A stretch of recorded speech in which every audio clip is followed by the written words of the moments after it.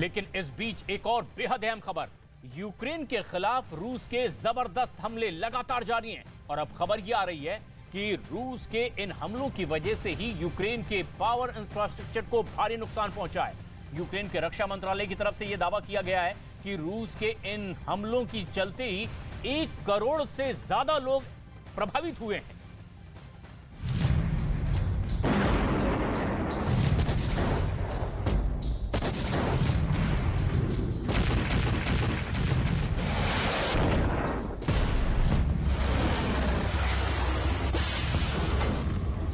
Ukraine पर तेज हुए रूस के हमले, ताबड़तोड़ अटैक से तबाह कई पावर स्टेशन।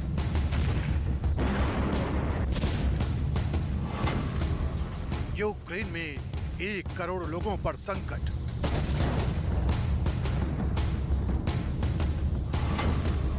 पुतिन का ऑपरेशन ब्लैकआउट।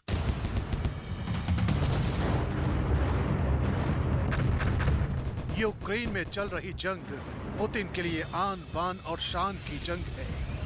इस जंग को जीतने के लिए वो किसी भी हद को पार कर जाना चाहते हैं। उनकी सेना यूक्रेन को सबक सिखाने के लिए हर पैंतरे का इस्तेमाल कर रही है।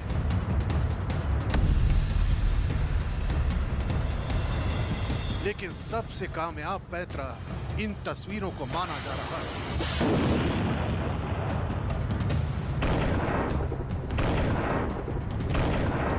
यूक्रेन के रक्षा मंत्रालय की तरफ से जारी किए गए इस वीडियो को पुतिन के ऑपरेशन ब्लैकआउट का नतीजा बताया जा रहा है।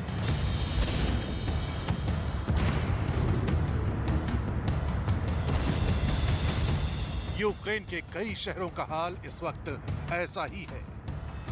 लाखों घर इस वक्त अंधेरे में डूबे हैं। दावा किया जा रहा है कि रूस के मिसाइल हमलों ने यूक्रेन के पावर इंफ्रास्ट्रक्चर को इस कदर नुकसान पहुंचाया है कि यूक्रेन के 1 करोड़ नागरिकों की जिंदगी बिजली की किल्लत का सामना कर रही है। खुद यूक्रेन के राष्ट्रपति व्लादिमीर ज़ेलेंस्की ने पुतिन के ऑपरेशन ब्लैकआउट का जिक्र किया है। मौजूदा वक्त में यूक्रेन के 1 करोड़ से ज्यादा लोग बिजली की किल्लत से जूझ रहे हैं।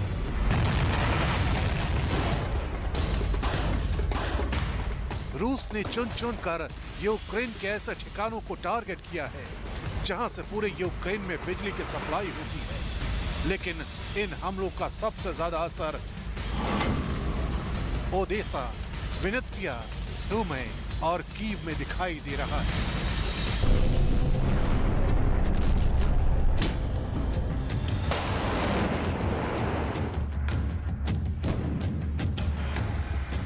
दावा तो यह भी किया जा रहा है कि रूस के सैनिक यूक्रेन के जिन जिन इलाकों में मौजूद हैं, वहां से पावर सप्लाई को कट किया जा रहा है ताकि यूक्रेन के मनोबल को तोड़ा जा सके।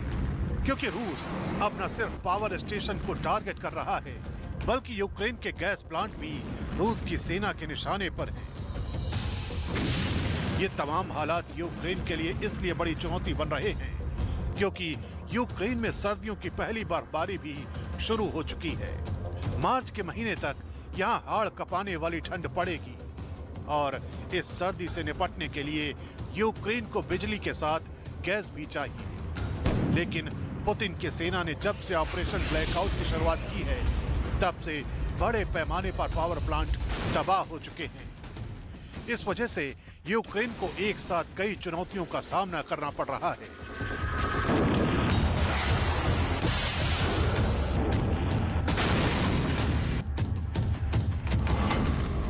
और अगर ये हालात जल्द नहीं सुधरे तो यूक्रेन के करोड़ों लोगों के लिए भीषण सर्दी से निपटना मुश्किल हो जाएगा। यूक्रेन के शहरों की बड़ी आबादी भुखमरी का शिकार हो जाएगी। इतना ही नहीं, पानी के एक एक कतरे के लिए लोगों को जूझना पड़ेगा।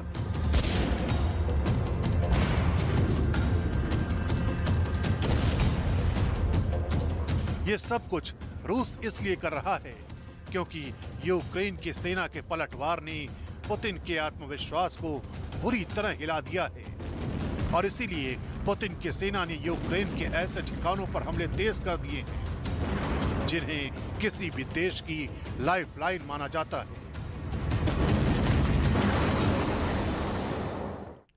तमाम लाख कोशिशों के बावजूद पुतिन इस युद्ध को उसके अंजाम तक नहीं पहुंचा पाए हैं जिस रिजल्ट की वो उम्मीद कर रहे थे। हम आपको अब समझाते हैं कि आखिर बगैर बिजली के यूक्रेन के सामने चुनौतियां कौन कौन सी खड़ी हो जाएंगी, जिसकी कोशिश लगातार पुतिन करते चले आ रहे हैं।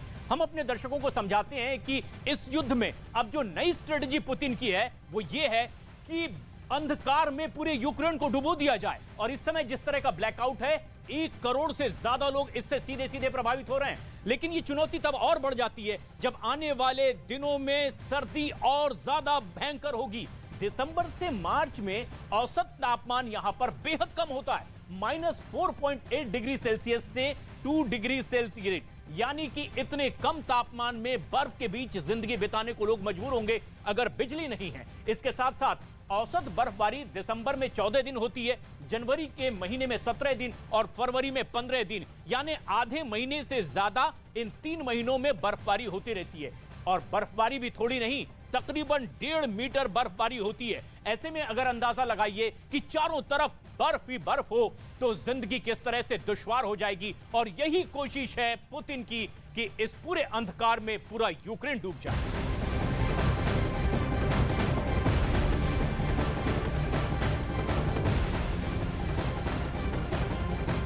लेकिन वहीं रूस यूक्रेन महायुद्ध के बीच दावा यह किया गया है कि ईरान ने रूस को हजारों बुलेट प्रूफ जैकेट और हेलमेट पहुंचाए हैं।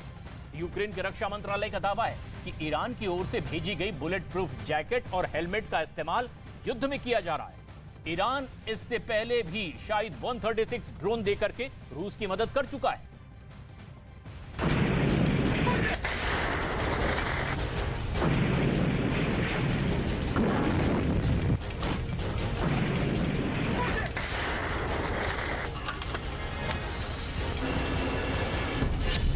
रूस को ईरान से मिला कवच,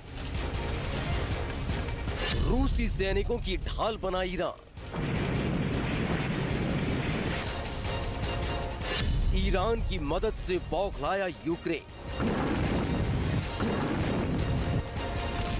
रूस यूक्रेन महायुद्ध के बीच ईरान की ओर से रूस को एक बार फिर मदद पहुंची है। मदद भी कोई छोटी मोटी नहीं है, बल्कि रूस के सैनिकों की जान बचाने के लिए रक्षा कवच है।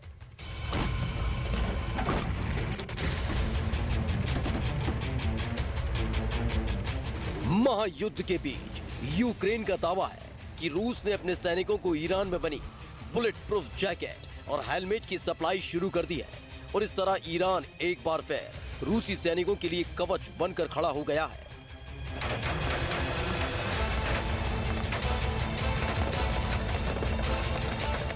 क्योंकि खबरें हैं कि यूक्रेन में जंग लड़ रहे पुतिन के फौजियों को ईरान में बनी बुलेट प्रूफ जैकेट और हेलमेट की सप्लाई शुरू हो गई है। ये दावा यूक्रेन के रक्षा मंत्रालय की तरफ से किया गया, जिसमें ये साफ शब्दों में कहा गया कि रूस अपने फौजियों को सुरक्षित रखने के लिए ईरान की मदद ले रहा है और उसने ईरान से मिली ऐसी जैकेट और हेलमेट को अपने सैनिकों को सौंपना शुरू भी कर दिया है।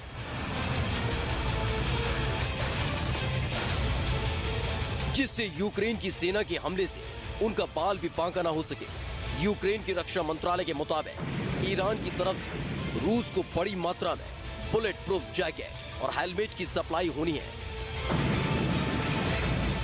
रूस के सैनिक ईरान का कवच 1,500 बुलेट प्रूफ जैकेट रूस पहुंची। रूस को मिले 1,500 बुलेट प्रूफ हेलमेट। ईरान की ओर से अब तक हजारों जैकेट और हेलमेट रूस को सप्लाई करने का दावा किया गया है, जिसे रूस की तरफ से अपने फौजियों को भेजा जा रहा है। यूक्रेन ने दावा किया है कि ईरान से रूस को अब तक 3,000 हेलमेट और बुलेट प्रूफ जैकेट मिल चुके हैं, जिनमें 1,500 जैकेट है और 1,500 हेलमेट। यूक्रेन के रक्षा मंत्रालय ने यह भी दावा कर दिया कि रूस बुनियादी सैन्य उपकरणों की भारी कमी से जूझ रहा है। इसी वजह से उसे ईरान की मदद लेनी पड़ी है। हालांकि ये कोई पहली बार नहीं जब यूक्रेन ने जंग में ईरान से मदद लेने के लिए रूस को घेरा हो। शायद 136 ड्रोन ने मचाई थी तबाही।